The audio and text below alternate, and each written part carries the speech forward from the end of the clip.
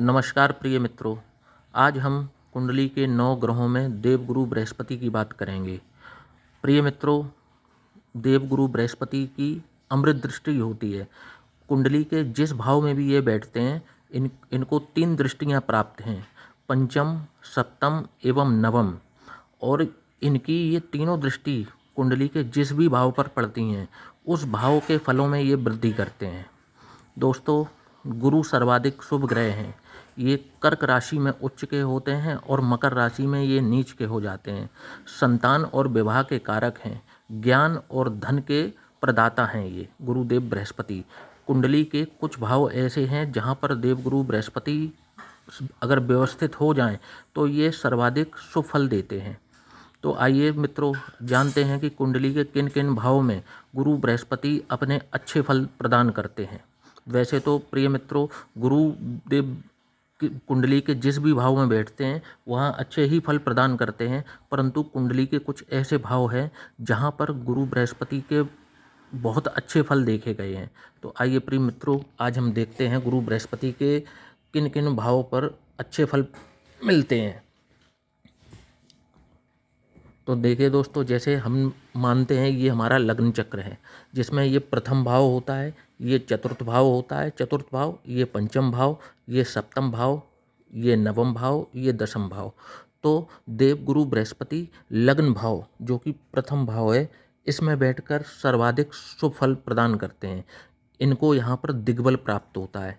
ये अपनी पांचवी दृष्टि, जो 1, 2, 3, 4 और 5, और सप्तम दृष्टि 1, 2, 3, 4, 5, 6 और 7, और नवम दृष्टि 1, 2, 3, 4, 5, 6, 7, 8, 9। तो लग्न में बैठकर ये पंचम भाव को देखते हैं, सप्तम भाव को देखते हैं एवं नवम भाव को देखते हैं। प्रिय मित्रों, पहले हम ये जान लें कि ये पंचम, सप्तम और नवम भाव किस के कारकत्व देते हैं।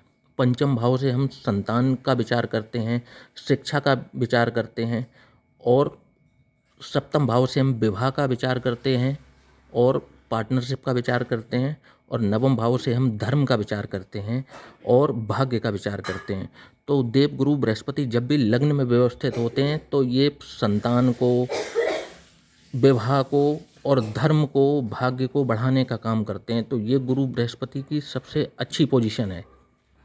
इसके बाद प्रिय मित्रों, देवगुरु बृहस्पति जब चतुर्थ भाव में आते हैं तो इनकी सप्तम दृष्टि पड़ती है दसम स्थान में, और यहाँ पर बैठकर ये सारी सुख सुविधाएं, भवन, गाड़ी, बंगला और ये शिक्षा, यहाँ से ये इसको कंट्रोल करते हैं और उसको अच्छे से अच्छा बनाते हैं। यहाँ से इनकी सप्तम दृष्टि कर्म भाव पर जब पड़ती है तो ये आपको कर्म में भी उच्च फल प्रदान करते हैं। इनकी यहाँ से पंचम दृष्टि 1, 2, 3, 4, 5 जब ये अष्टम भाव को देखते हैं तो यहाँ से ये आपको गूढ़ ज्ञान भी देते हैं। तो देखा जाए तो ये ज्योतिषी जो व्यक्ति बनना चाहते हैं उनके लिए ये प्लेसमेंट भी बहुत अच्छी देखी गई है, क्योंकि यहाँ से ये पंचम दृष्टि इनकी अष्टम भाव पर रहती है। इसके बाद में सप्तम दृष्टि इनकी दसम स्थान पर रहती है, और यहाँ से इनकी नवम दृष्टि व्यय भाव पर रहती है। तो यहाँ से ये तीनों के फलों में बहुत अच्छा लेके आते हैं। इसके बाद में देवगुरु बृहस्पति जब पंचम भाव में बैठते हैं तो इनकी पंचम दृष्टि भाग्य स्थान पर, सप्तम दृष्टि आय भाव पर, और इनकी नवम दृष्टि लग्न पर रहती है। तो ये पांचवी दृष्टि से आपके भाग्य को बढ़ोतरी करते हैं, आपके धर्म कर्म में आपकी रुचि को बढ़ाते हैं, और आपको सारी धर्म के रास्ते पे आपको चलने के लिए ये प्रेरित करते हैं। और इसके बाद ये अपनी सप्तम दृष्टि जो आय भाव पर डालते हैं, आपकी आय को बढ़ाने का काम करते हैं, और यहाँ से आपकी लग्न पे दृष्टि डाल के आपको एक धार्मिक इंसान और आपको एक ज्ञानवान बनाते हैं। आपको आपके अंदर ज्ञान की कोई कमी नहीं रहने देते।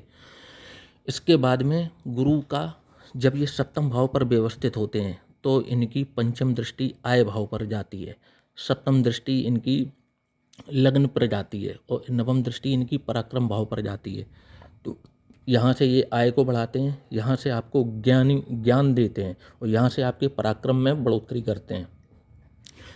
प्रिय मित्रों, इसके बाद इनका ये नवम भाव में जब ये व्यवस्थित होते हैं तो ये पंचम दृष्टि से लग्न को देखते हैं, और ये सप्तम दृष्टि से पराक्रम को देखते हैं, और नवम दृष्टि से ये आय भाव, ये इसको संतान भाव को देखते हैं।